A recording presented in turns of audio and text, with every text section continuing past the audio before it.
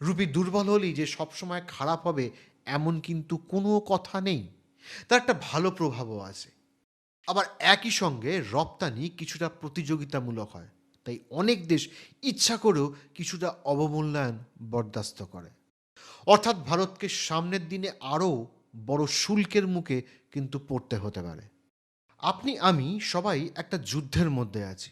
কিন্তু এই যুদ্ধটা বন্দুকের নয়। এই যুদ্ধ আমাদের পকেটের, আমাদের স্বপ্নের, আমাদের ভবিষ্যতের। বাজারে গেলে দেখি সব কিছুর দাম বাড়ছে। আমাদের কষ্টের টাকা, আমাদের রোজগারের মূল্য দিন দিন কমে যাচ্ছে। কিন্তু জানেন কি এই অস্থিরতার পিছনে একটাই ছায়া, সেটা হচ্ছে ডলার। রোজগার একই আছে কিন্তু টাকার শক্তি কমে গেছে। কিন্তু এই অস্থিরতার পিছনে আছে এক অদৃশ্য দানব, তার নাম ডলার। ডলারের দাম বাড়লেই কেন আমাদের টাকা পড়ে যায়, আজ সেই গল্পটাই বলবো। আজ আমি আপনাকে শুধু হিসাব দেখাবো না, আপনাকে অনুভব করাবো কিভাবে ডলারের দাপটে আমাদের জীবন কাঁপে। নমস্কার, আমি দিব্যেন্দু, ইন্টারজিও চ্যানেলে আপনাদের স্বাগত। অর্থনীতি হয়তো চার্টে বোঝা যায়, কিন্তু জীবনের ব্যথা চার্টে বোঝা যায় না। এটা বোঝা যায় বাড়ির খরচে, বাজারের দামে, আমাদের হতাশ চোখে। পৃথিবীর মানচিত্রে ১৯৫টার মতো দেশ, কিন্তু টাকা বিশ্বের অর্থনীতির নিয়ন্ত্রণে যেন একটাই পাসপোর্ট, দ্যাট ইজ ডলার। তেল ডলারে কেনা, সোনা ডলারে, আন্তর্জাতিক ঋণও ডলারে। বড় ব্যবসা করতে যাবেন, সেখানেও ব্যবসা করতে গেলে চাই ডলার। ডলার এমন এক রাজা যার রাজত্ব পৃথিবীর প্রতিটা দেশের মাথার ওপর ঝুলে আছে। তাই ডলার উঠলে আমরা মাথা তুলে দেখি, আর ডলার নামলেই যেন একটু স্বস্তি পাই। ডলার কোনো সাধারণ মুদ্রা নয়, এটা বিশ্বের সবচেয়ে শক্তিশালী একটি মুদ্রা। বিশ্বের 80% ইন্টারন্যাশনাল বিজনেস চলে ডলারে। ফলে তেল কিনতে, গম কিনতে, বিদেশে লোন নিতে ডলার আপনার দরকারি। ভাবুন, ভাবুন আপনি একটা দেশে থাকেন, কিন্তু আপনার চলার রাস্তা, আপনার খাবার, আপনার ওষুধ সব কিছু নির্ভর করছে আরেক দেশের মুদ্রার উপর। এটাই বাস্তবতা, এটাই ডলারের ক্ষমতা। কিন্তু ডলার এত প্রভাবশালী আর এত ক্ষমতাশালী হলো কিভাবে? দ্বিতীয় বিশ্বযুদ্ধের পরে আমেরিকা হয়ে গেল পৃথিবীর অর্থনীতির কেন্দ্র। ব্রেটন উডস চুক্তি ডলারকে করলো রিজার্ভ কারেন্সি। তারপর আমেরিকা তৈরি করলো শক্তিশালী ব্যাংক ব্যবস্থা, বিশাল কোম্পানি, একটা দারুণ প্রযুক্তি দুনিয়া এবং দুর্দান্ত সামরিক ক্ষমতা। ফলে বিশ্বের যে কোনো সমস্যায়, যেমন যুদ্ধ, সংকট, মন্দা, মানুষ নিরাপদ আশ্রয় হিসেবে শুধুমাত্র ডলারকে বেছে নিল এবং চেষ্টা করতে থাকলো যেন ক্রমাগত ডলারের রিজার্ভ বাড়াতে পারে। ভাবুন তো, একটা দেশের মুদ্রা পুরো বিশ্বের অর্থনীতিকে নিয়ন্ত্রণ করছে। আর তার অন্যতম একটা বড় মাধ্যম হলো সুইফট সিস্টেম। আমেরিকার অর্থনীতি বিশ্বের সবচেয়ে বড় অর্থনীতি। তাদের কোম্পানি, তাদের ব্যাংক সব স্টেবল। আর বিনিয়োগকারীরা চায় নিরাপত্তা, তাই তারা ডলারের দিকে ক্রমাগত ছুটে যেতে থাকে। যুদ্ধ হলে, সংকট হলে, অর্থনীতি ভেঙে পড়লে সবাই ভাবে ডলারই আমার একমাত্র নিরাপদ স্থল। ফলে ডলারের চাহিদা আরও বাড়ে, আর ফলে ডলারের দামও দিনের দিন বাড়তে থাকে। আজ ভারত বিশ্বের পঞ্চম বৃহত্তম অর্থনীতি। দুঃখের বিষয়, আমরা আমদানির ওপর এখনও ভীষণভাবে নির্ভরশীল। তেল 85% আমাদের আমদানি করতে হয়, ইলেকট্রনিক্স গুড 70% ইম্পোর্ট করতে হয়, আর সোনা, সোনা তো প্রায় সবটাই আমাদের আমদানি করতে হয়। এই সব কিছু দাম ডলারে পেমেন্ট করতে হয়, ফলে ডলার বাড়লেই ভারতকে বেশি টাকা জোগাড় করতে হয়। আর তাই আগে $1 যেখানে 75 রুপিস ছিল, আর এখন $1 ইকুয়াল টু 89-90 টাকা। সামনের দিনে আরও বাড়তে পারে যদি আমেরিকার সঙ্গে চুক্তিটা হয়, মানে বাণিজ্যিক চুক্তি হয়, তাহলে একটু রিলিফ পেতে পারি, না হলে আরও বাড়তে পারে। মানে একই তেল বা একই ফোন আনতে ভারতকে 10 থেকে 15 টাকা আগের থেকে বেশি দিতে হচ্ছে। আর এই চাপ, সরাসরি চলে আসছে আমাদের জীবনে সব কিছুর দাম বাড়ার মাধ্যমে। ভারতীয় রুপি ডলারের তুলনায় সাম্প্রতিককালে 90 টাকার বেশি নেমে যাওয়ায় এশিয়ার সবচেয়ে দুর্বল মুদ্রায় পরিণত হয়েছে। এই পতনের পিছনে আমেরিকার শুল্ক আরোপ, বাণিজ্য চুক্তির বিলম্ব এবং বিদেশি বিনিয়োগকারীদের ডলার প্রত্যাহার মূল কারণ। আমেরিকার শুল্ক ও বাণিজ্য উত্তেজনার ফলে ট্রাম্প প্রশাসন ভারতীয় রপ্তানির ওপর 50% ট্যাক্স চাপিয়েছে, যা ব্যবসায়িক আস্থা কমিয়েছে এবং এক্সপোর্ট ডিউটি বাড়িয়েছে। বিদেশি বিনিয়োগ প্রত্যাহারের হার বেড়ে গেছে এবং এর প্রভাবে 2025 সালে বিদেশি বিনিয়োগকারীরা ভারতীয় শেয়ার বাজার থেকে 16 থেকে 17 মিলিয়ন ডলার তুলে নিয়েছে, যার রুপির ওপর ক্রমাগত ব্যাপক পরিমাণে চাপ সৃষ্টি করেছে। বাণিজ্য ঘাটতি ও তেল আমদানির ক্ষেত্রে কাঁচা তেলের দাম বেড়ে যাওয়া এবং আমদানি বেশি হওয়ায় চলতি হিসাবের ঘাটতি বেড়েছে, যা রুপিকে ক্রমাগত দুর্বল করেছে। রিজার্ভ ব্যাংক অতিরিক্ত হস্তক্ষেপ না করে অস্থিরতা নিয়ন্ত্রণ করছে, কারণ ফরেক্স রিজার্ভ এখনও শক্তিশালী, যা প্রায় $690 ভারতের কাছে আছে। বিশেষজ্ঞরা বলছেন ডিসেম্বর পর্যন্ত যদি 89-90 লেভেলের রুপি স্থিতিশীল থাকতে পারে আর তারপরেও যদি বাণিজ্য চুক্তি না হয়, তবে কিন্তু এটা আরও বাড়তে পারে। তবে মার্কিন বাণিজ্য তথ্য অনুযায়ী ভারত মার্কিন পণ্য বাণিজ্য 2024 ফিনান্সিয়াল ইয়ারে $128 বিলিয়ন ছাড়িয়ে গেছে, যেখানে পরিষেবা বাণিজ্য আনুমানিক $212.3 বিলিয়ন পৌঁছেছে। উচ্চ শুল্কের কারণে বস্ত্র এবং চিংড়ি রপ্তানির মতো শ্রমনিবিড় খাতগুলি ক্ষতিগ্রস্ত হয়েছে। মার্কিন প্রেসিডেন্ট ট্রাম্প সম্প্রতি ভারতীয় চাল রপ্তানিতে অতিরিক্ত শুল্ক আরোপের হুমকি দিয়েছেন, যা এই সমস্যা আরও বাড়িয়ে দিয়েছে।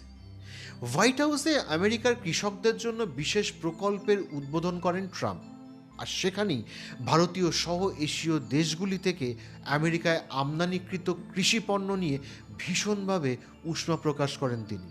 ট্রাম্পের দাবি, বিদেশ থেকে কৃষি পণ্য আমদানি করায় আমেরিকার কৃষকরা ভীষণভাবে ক্ষতিগ্রস্ত হয়েছেন।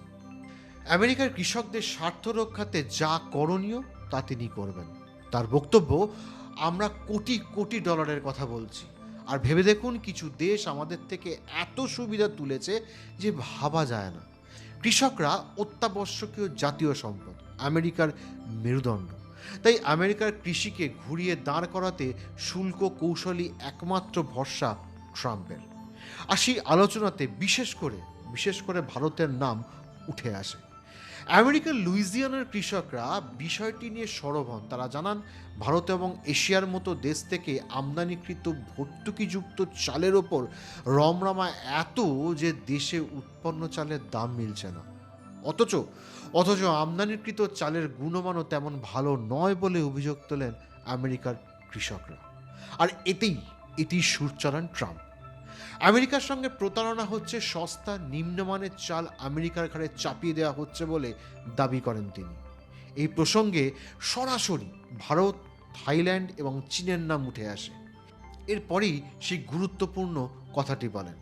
ট্রেজারি সেক্রেটারি স্কট বেসেন্টকে ডাকেন এবং বলেন ভারত, থাইল্যান্ড এবং চীনের নাম লিখে রাখতে, যাদের জন্য অন্যায় প্রতিযোগিতার মুখে পড়তে হচ্ছে আমেরিকাকে, তাদের বিরুদ্ধে পদক্ষেপ করা হবে।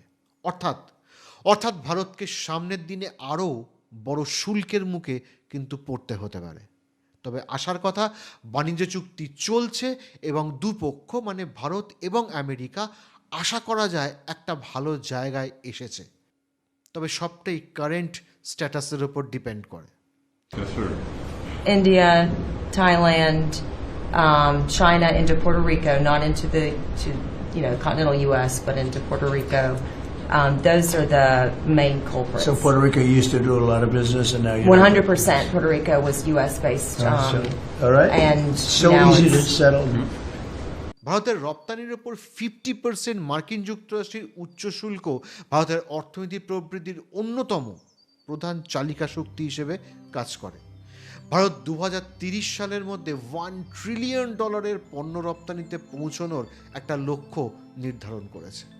ভারতীয় রুপির ডলারের বিপরীতে পতনের প্রধান অর্থনৈতিক কারণগুলোর মধ্যে বাণিজ্য ঘাটতি, স্বদেশি বিনিয়োগ প্রত্যাহার এবং আমদানি চাপ অন্যতম। 2025 সালের অক্টোবরে বাণিজ্য ঘাটতি $41.68 বিলিয়ন পৌঁছেছে, যা রুপির উপর অতিরিক্ত চাপ সৃষ্টি করেছে। প্রধান অর্থনৈতিক কারণসমূহের মধ্যে অন্যতম একটি বাণিজ্য ঘাটতি। ভারতের রপ্তানি 11.8% কমেছে, কিন্তু আমদানি মানে তেল, সোনা, ইলেকট্রনিক্স ইত্যাদি 16.6% বেড়েছে, যা ডলারের চাহিদা আরও বৃদ্ধি করেছে। বিদেশি পুঁজি প্রবাহ হ্রাস আরেকটি কারণ। বিদেশি বিনিয়োগকারীরা শেয়ার বাজার থেকে $16 to 20 বিলিয়ন তুলে নিয়েছে, যা রুপিকে আরও দুর্বল করেছে। যদিও এখনও পর্যন্ত জিডিপির 1.3% বেড়েছে এবং কাঁচা তেলের দাম বৃদ্ধিতে এটি বড় ভূমিকা রেখেছে। যুক্তরাষ্ট্রের সুদ হার কমানো এবং ডলারের শক্তি বিশ্বব্যাপী উদীয়মান বাজারের মুদ্রাকে প্রচণ্ড প্রভাবিত করছে। আরবিআইয়ের সীমিত হস্তক্ষেপ এবং বাণিজ্য চুক্তির অনিশ্চয়তা পতনকে আরও ত্বরান্বিত করেছে, আর এইসব কারণে রুপি 90+ নেমেছে। বাণিজ্য ঘাটতি বাড়লে ডলারের চাহিদা বাড়ে, আর সেটাই রুপির ওপর সরাসরি চাপ তৈরি করে। সহজ ভাষায়, দেশ যত বেশি কিনছে তার তুলনায় কম বিক্রি করছে, তত বেশি মুদ্রা লাগছে এবং নিজের মুদ্রা আরও সস্তা হচ্ছে। তাহলে বাণিজ্য ঘাটতি মানে কি? যখন আমদানির মূল্য রপ্তানির চেয়ে বেশি হয় তখন তাকে বলা হয় বাণিজ্য ঘাটতি। ফলে আমদানি মেটাতে বেশি ডলার ও বিদেশি মুদ্রা কিনতে হচ্ছে। ডলারের এই অতিরিক্ত চাহিদা রুপির চাহিদা তুলনামূলকভাবে কমিয়ে দেয়, ফলে রুপির মান ডলারের বিপরীতে কমে যায়, অর্থাৎ অবমূল্যায়ন ঘটে। ঘাটতি বাড়লে রিজার্ভ ব্যাংক কী করে? তখন রিজার্ভ থেকে বেশি ডলার বিক্রি করে বাজারকে শান্ত রাখে এবং তার চেষ্টাই করে। এতে ফরেক্স রিজার্ভের ওপর চাপ পড়ে এবং বিনিয়োগকারীরা এতে ফরেক্স রিস্ক বেশি দেখে। রুপি দুর্বল হলেই যে সবসময় খারাপ হবে এমন কিন্তু কোনো কথা নেই, তার একটা ভালো প্রভাবও আছে। কি সেটা? রুপি দুর্বল হলে আমদানি, অর্থাৎ তেল, সোনা, ইলেকট্রনিক্স যা কিছু আমরা আমদানি করি তা আরও দামি হয়ে যায়, যার ফলে আমদানি বিল ও মুদ্রাস্ফীতি বাড়ে। এটা একদম ঠিক। আবার একই সঙ্গে রপ্তানি পণ্যের দাম বিদেশি ক্রেতার কাছে তুলনামূলক সস্তা দেখায়, ফলে রপ্তানি আরও কিছুটা বাড়তে পারে। কিন্তু উচ্চ ঘাটতির ক্ষেত্রে এই সুবিধা সাধারণত পুরো চাপকে অফসেট করতে পারে না। আবার একই সঙ্গে রপ্তানি কিছুটা প্রতিযোগিতামূলক হয়, তাই অনেক দেশ ইচ্ছা করেও কিছুটা অবমূল্যায়ন বরদাস্ত করে। বাণিজ্য ঘাটতি আটকানোর জন্য ফিসকাল পলিসির মধ্যে দিয়ে সরকারি খরচ কমানো এবং রাজস্ব বাড়ানো সবচেয়ে কার্যকর, যা আমদানি হ্রাস করে এবং সঞ্চয় বাড়ায়। এতে চলতি খরচ কমে, ঘাটতি সংকুচিত হয় এবং রুপির চাপও কমে। এছাড়া কিছু কার্যকরী আর্থিক নীতিও নেওয়া যায়, যেমন ডিফ্লেশনারি নীতি, কর বাড়ানো এবং সরকারি খরচ কমানো, এবং অপ্রয়োজনীয় বেশ কিছু ভর্তুকি হার ইত্যাদি, যা গ্রাহকের আয় কমিয়ে আমদানির চাহিদা দমন করে।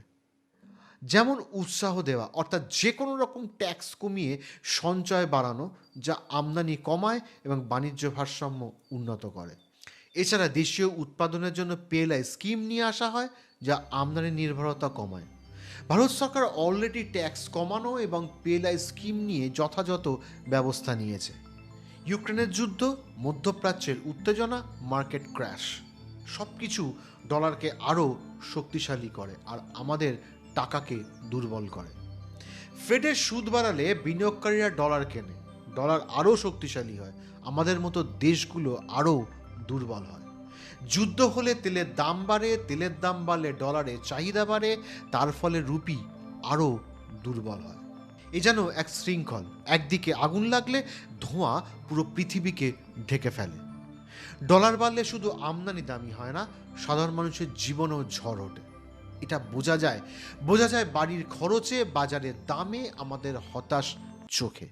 কিন্তু ইতিহাস বলে ভারত প্রতিবারই উঠে দাঁড়িয়েছে। ডলার হয়তো পৃথিবীর রাজা, কিন্তু আমরাও 140 কোটি মানুষের শক্তি। টাকার দাম পড়লেও স্বপ্ন আমাদের কখনো মাটিতে গড়াগড়ি খায় না। আমাদের লড়াই আমাদের ভবিষ্যৎ গড়ে দেয়। সবাই ভালো থাকবেন, সুস্থ থাকবেন, জয় হিন্দ, জয় ভারত।